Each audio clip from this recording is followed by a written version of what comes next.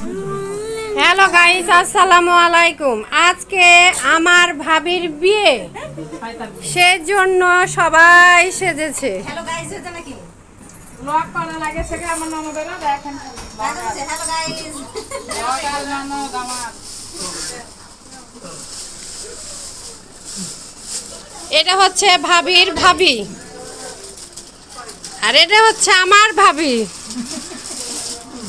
দেখেন মিস্টার বিন শ্বশুর।